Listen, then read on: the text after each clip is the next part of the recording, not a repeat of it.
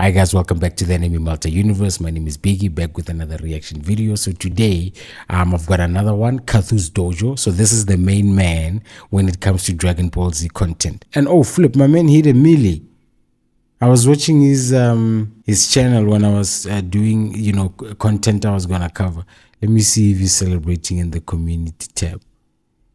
There, let's go. Let me show my man some love.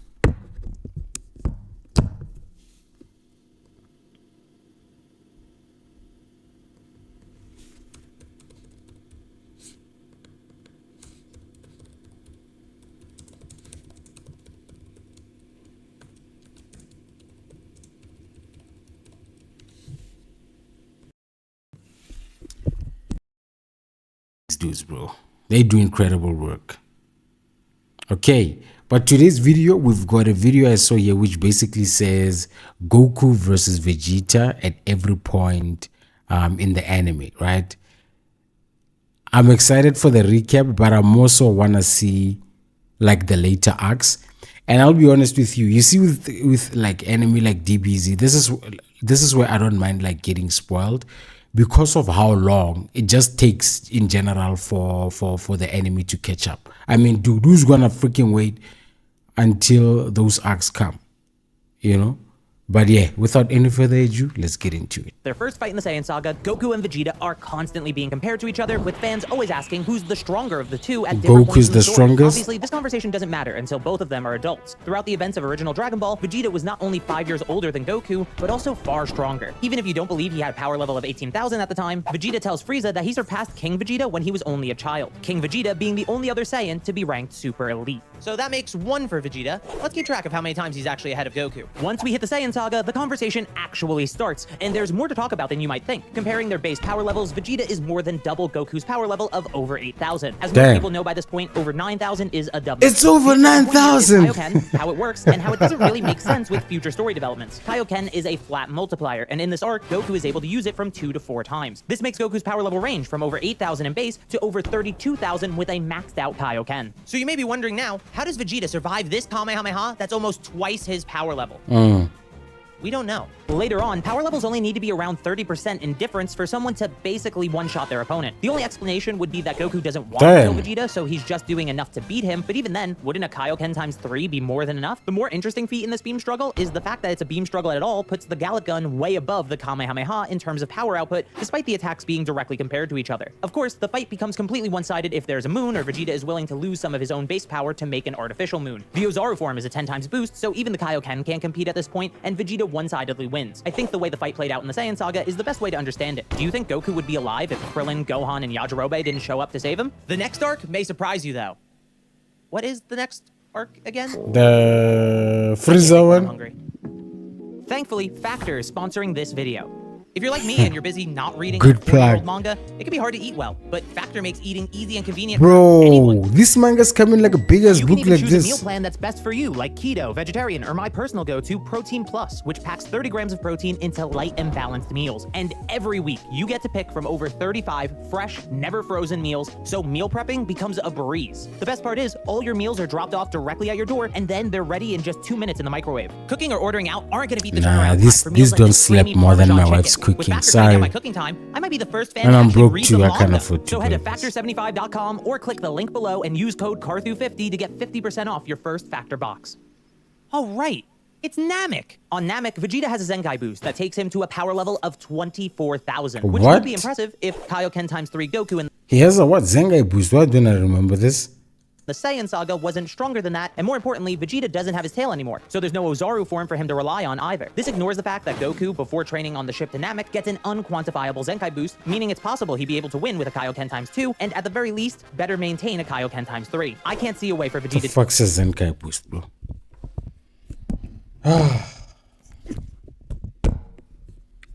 Telling you, this enemy stuff, bro. Oh, okay. Oh, it's that thing of theirs when they almost die and come back stronger. to beat Goku at this point in the story. By the middle of the Frieza saga, Vegeta gets his second Zenkai boost, which results in him getting a power level of around 30,000. The original manga says 20,000, but this is corrected in the anime and the Kanzenban for obvious reasons. Depending on the translation, Vegeta is either slightly above or below 30,000. So to be fair, I think just saying 30,000 is a good enough middle ground. It's not really relevant though, since Goku rests on the last day to planet Namek, so by the time Vegeta is at a power level of 30,000, Goku is confident he can handle a Kaioken times 10, which even without including his new base power level of 90,000 would be more than enough to handle Vegeta. Funny enough, Vegeta's loss to Raccoon gives him a massive boost in power level as well, taking him all the way to 250,000 according to V-Jump. If you disagree with that, fine, but it is the only way for Vegeta to have a remote chance in this fight, since Goku only needs a Kaioken times 3 to beat him, and at this point, he can easily sustain that. After this, it just stays one-sided for the rest of the arc. I hope he did. Did he really cry? 2 million when facing Final Form Frieza, so if that's true, he's stronger than Goku before he's healed, and weaker than Goku after he's healed. It's a weird time where Vegeta has a power increase while Goku's incapacitated the entire. Hey yo, dog, it's been a while since I actually watched DBZ, eh? Some of these things were this well fleshed out in the anime. Like, I remember this whole power scaling things of like 9,000, 18,000. I remember it particularly like in the first, when Vegeta was the villain on Earth. But in the Namek saga, damn. Time it's on display. Oh yeah, it makes sense because those guys on Namek, Raccoon and them still had those things. That's the end of the arc with him solidly on top. Vegeta is dead, Goku's base power level is stronger than his, and on top of that he has consistent Kaioken times 10, burst of Kaioken times 20, and even Super Saiyan. Though it is stated he didn't learn to fully use it at will till Yardrat. Don't we see Goku turn into a Super Saiyan at will on Namek?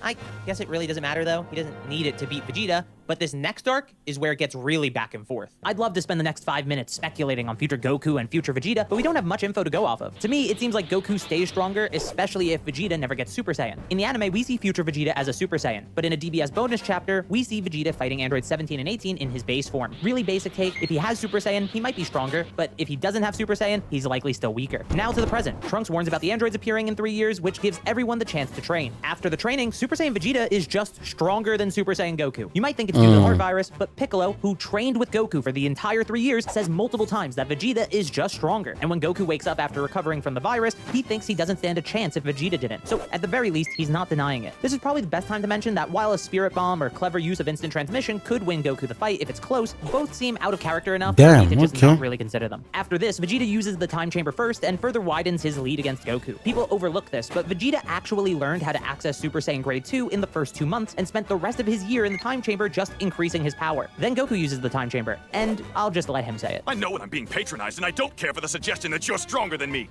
Yeah, I wasn't really suggesting. What? It's really insane when you think about it. Goku takes the lead back by mastering Super Saiyan while only using 10.5 months in the Time Chamber. And even then, he had to spend a good amount of that time teaching Gohan how to transform in the first place. Vegeta even uses the Time Chamber for another year after this, to still be far behind Goku and Gohan.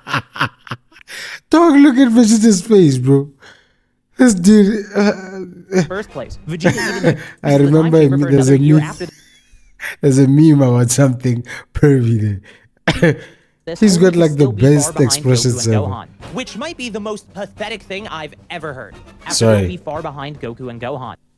Place. Vegeta even uses the Time Chamber for another year after this, only to still be far behind Goku and Gohan. Which might be the most pathetic thing I've ever heard. How is that even Vegeta possible? vows to never fight again. Never mind, that's the most pathetic thing I've ever heard. After the 7-year time skip, it only gets worse for Vegeta. Goku is so much stronger than him when showing off a glimpse of Super Saiyan 2 in his fight with Yakon that Vegeta allows himself to be used by Babidi so he can have his potential unlocked. This power makes him Goku's equal, well, base to base at least. Of course, despite Goku saying he's going all out against Majin Vegeta or saying he's only Majin Vegeta's equal, he kept Super Saiyan 3 in his back pocket, a gap that even Babidi's help couldn't overcome. I could definitely talk about the Buu Saga more, but this is the arc where Vegeta's big moment is saying, I'm not him.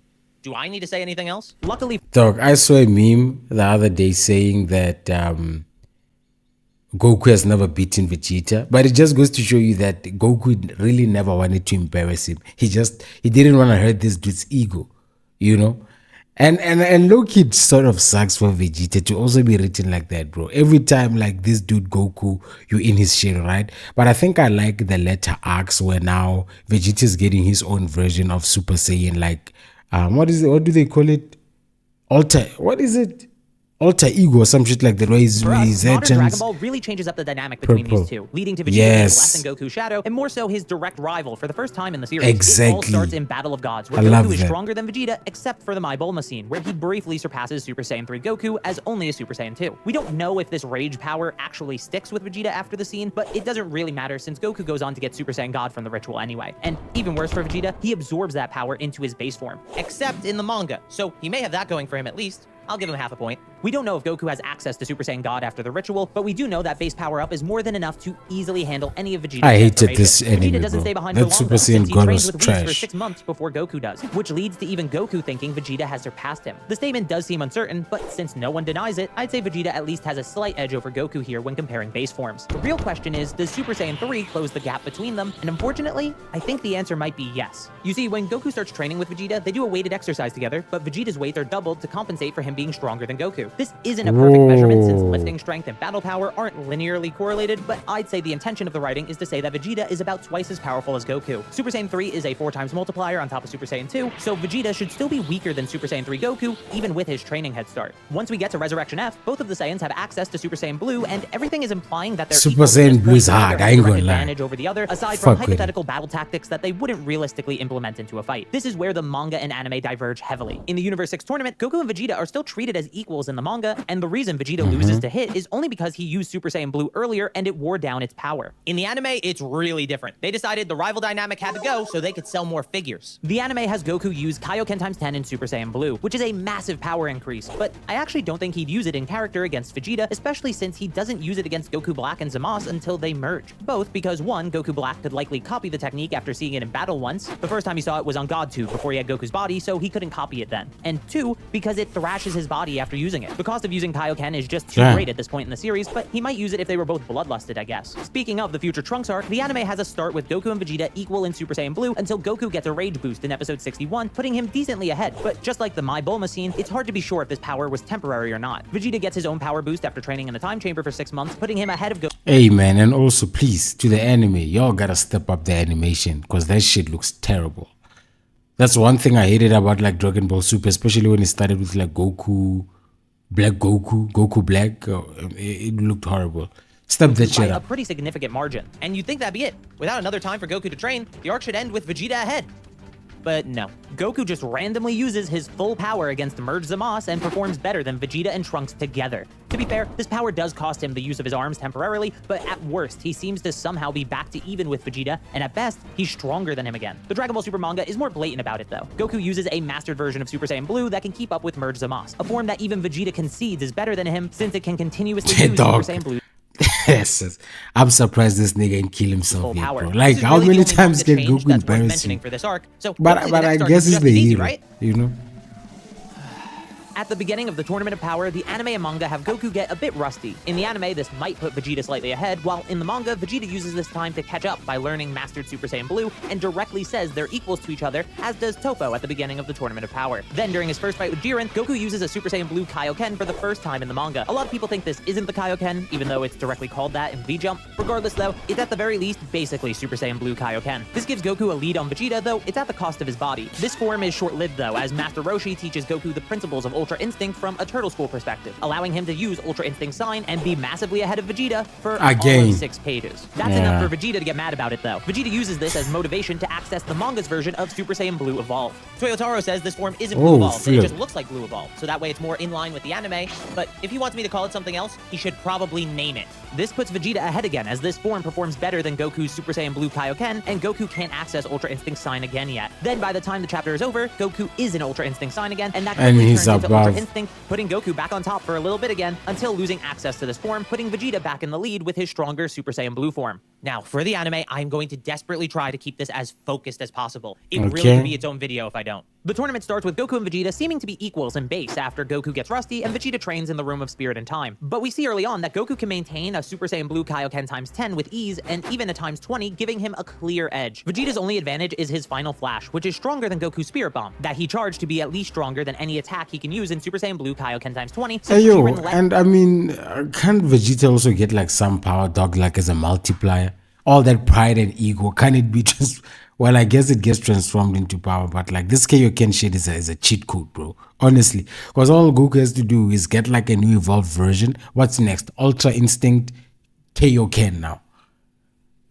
him charge it as much as he wanted. However, he did the same for Vegeta, so he probably couldn't use it in a fight against Goku. Also, Goku unlocks Ultra Instinct Sign 3 separate times throughout the tournament, and 2 of them happen before Vegeta's final flash is even shown. In either of these forms, Goku would likely be able to tank the attack even if he didn't dodge it, which he would. This is also ignoring the fact that Goku and Vegeta got stronger as the tournament went on. Goku blatantly pushed Jiren further with Super Saiyan Blue than he did with his first use of Ultra Instinct Sign, which should be a clear moment of Goku being ahead of Vegeta, but after Vegeta recovers, he comes back with a power boost and Super Saiyan Blue evolution, which is an equivalent to Super Saiyan Blue Kaioken times 20. From here, they remain basically equals until Vegeta is eliminated and Goku enters Ultra Instinct Sign the 3rd time and the full Ultra Instinct as well. Afterwards, Goku is stronger than ever, a trend for him after losing Ultra Instinct, as shown by him being able to fight on par with Android 17's energy attacks. Remember, Android 17 and 18 have infinite energy, so their blast attacks don't lose power over time like regular fighters. Android 17 was around the level of pre-Tournament of Power Super Saiyan Blue Goku, which puts Goku at this point far ahead of Vegeta by the end of the tournament. With the Tournament of Power covered, we're thankfully back to more simple subjects, like Dragon Ball Super Broly, where the movie follows the anime continuity and the manga has a side story that happens mostly off screen. As for the movie, we have an interview from its director, Tatsuya Nagamine, who says Goku is approaching the level of the gods while Vegeta is furiously trying to catch up. This is perfectly in line with how the anime's Tournament of Power ended and is even shown in the movie. You see, when Vegeta enters Super Saiyan God, Broly is only beginning to transform into his Ikari form. This mid-transformation power is enough to knock Vegeta around despite the god form he's using. When Goku steps up to fight, Broly fully transforms, as shown by his collar breaking off and his hair fully standing up, but Goku is able to fight against him decently well in both base form and Super Saiyan. Then, with his own Super Saiyan God form, he's able to restrain Broly with the God Bind, which takes another power up from Broly to overcome. So to me, it's clear that this movie has Goku ahead of Vegeta. Then we have the 2 manga arcs that I've covered in separate videos if you need their stories, but luckily they will be pretty easy. The Moro arc has Goku and Vegeta start off as rivaling each other in base, though Vegeta's Super Saiyan Blue evolved form should make him superior to Goku, but they're often drawn as equals, so I'm not 100% sure. Vegeta and Goku go their separate ways in this arc to find their own way to handle Moro. Goku gains mastery over Ultra Instinct Sign, and Vegeta learns spirit control on Yardrat. While Ultra Instinct Sign is of course a powerful form, Moro himself seems to imply that Super Saiyan Blue evolved Vegeta is beyond Goku's power. Of course, Goku goes on to fully control Ultra Instinct, which puts him vastly ahead of Vegeta by the end of the arc, and in the Granola arc. Speaking of the Granola arc, it has Goku and Vegeta going down different paths once again, with Goku further mastering Ultra Instinct so he can fully wield it in every form, not just his limit-breaking silver-haired form, while Vegeta decides to learn the powers of destruction from Beerus. Hey look, the Ultra Instinct dropouts are teaming up. Isn't that cute? After their training and Vegeta's acquisition of Ultra Ego, it actually seems like Vegeta has a notable lead on Goku, as Ultra Ego's power grows with Battle Spirit, and that grows with the damage he takes in battle. In theory, with Vegeta's power unbounded like this, it's always a race to beat him before he gets strong enough to beat his opponent. So with Goku's time-limited Ultra Instinct not being able to last long enough against a Granola who wasn't going all out, while Vegeta in Ultra Ego was able to get Granola to the point of killing both of them as the only way to win, I think it's clear who has the advantage. This remains true as the arc goes on as well, with Vegeta later performing extremely well against Gas to the point of scaring him, while Goku has to meditate to find a way to improve himself. Of course, he gets an answer. He determines that his best form to face Gas is an Ultra Instinct Sign, a form that lets Goku use his emotions and fight like himself, not imitating Whis. Ultra Instinct. This is the power that forces Gas to use up more of his lifespan to overcome, which clearly puts Goku ahead once again. Dragon Ball Super Superhero only has Goku and Vegeta fight in base, but Vegeta does win, so take that as you will. It doesn't say anything about their full power, though it does show us that base to base, they are extremely close. So Vegeta's been ahead of Goku about 11.5 times throughout the series. Check out this video if you want to learn about Goku's training journey, and thank you so very much for watching. Oh man. Great video, but dog, this is so frustrating, right? Yo, the power scaling system of DBZ, bro. And I get it, bro, because like for every arc they need to keep it fresh, right? But yeah, I guess it is what it is, but it's so complicated to understand. But yeah, that's it for the reaction video. Let me know in the comment section which video I should cover next. Leave a like for the video, subscribe to the Anime Multi Universe, and until next time, I'm out of here.